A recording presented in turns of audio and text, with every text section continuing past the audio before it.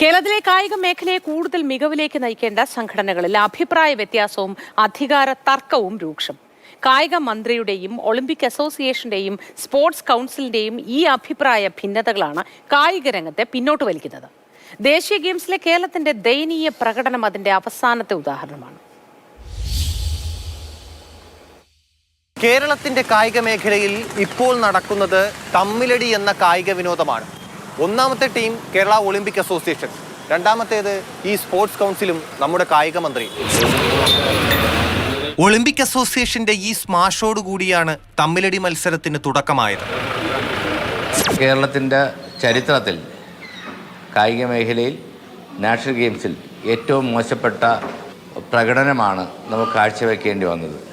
തീർച്ചയായിട്ടും അതിൻ്റെ ഉത്തരവാദികൾ കേരളത്തിൻ്റെ സ്പോർട്സ് മന്ത്രിയും സ്പോർട്സ് കൈകാര്യം ചെയ്യുന്ന സ്പോർട്സ് കൗൺസിലുമാണ്. കേരള ഒളിമ്പിക് അസോസിയേഷൻ കായിക മന്ത്രിയുടെ തിരിച്ചടി. ഒരു വിഭാഗം അസോസിയേഷനുകളെ ലക്ഷ്യമിട്ട് മന്ത്രിയുടെ സ്ട്രൈറ്റ് ഡ്രൈവ്. പണം വാങ്ങുന്ന സംഘടനകൾ തന്നെയുണ്ടല്ലോ, നേരിട്ട് ബഡ്ജറ്റിൽ നിന്ന് വാങ്ങുന്ന സംഘടനകൾ. അവരെന്ത് ചെയ്തു? അവരാണല്ലോ ഇപ്പോൾ ഈ വിമർശനവുമായി നടക്കുന്നത്. അത് കണക്കിലുണ്ടല്ലോ, സർക്കാരിൻ്റെ ജിയോ ഉണ്ടല്ലോ, അടുത്ത് പരിശോധിച്ച് നോക്ക്.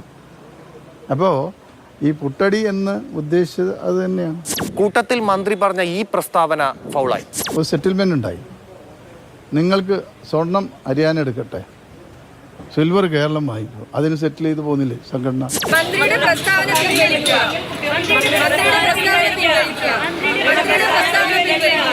മന്ത്രിയുടെ വിവാദ പ്രസ്താവനയെ സംരക്ഷിച്ചുകൊണ്ട് സ്പോർട്സ് കൗൺസിൽ പ്രസിഡന്റിന്റെ കൗണ്ടർ അറ്റാക്ക്. പുട്ടടിച്ചു എന്നുള്ള ഡയലോഗ് അദ്ദേഹം ഉദ്ദേശിച്ചിട്ടുള്ളത് ഹോക്കി അസോസിയേഷൻ തന്നെയാണ്. സംശയം. ഒരുമിച്ച് നിൽക്കേണ്ടവർ പരസ്പരം ചെളിവാരി എറിയുമ്പോൾ ആശങ്കയുണ്ട് നമ്മുടെ ഭാവി താരങ്ങൾക്ക്. കായിക മേഖലയിലെ ഈ ഭിന്നിപ്പ് ഭാവിയിൽ കനത്ത തിരിച്ചടിയാകാൻ സാധ്യതയുണ്ട്.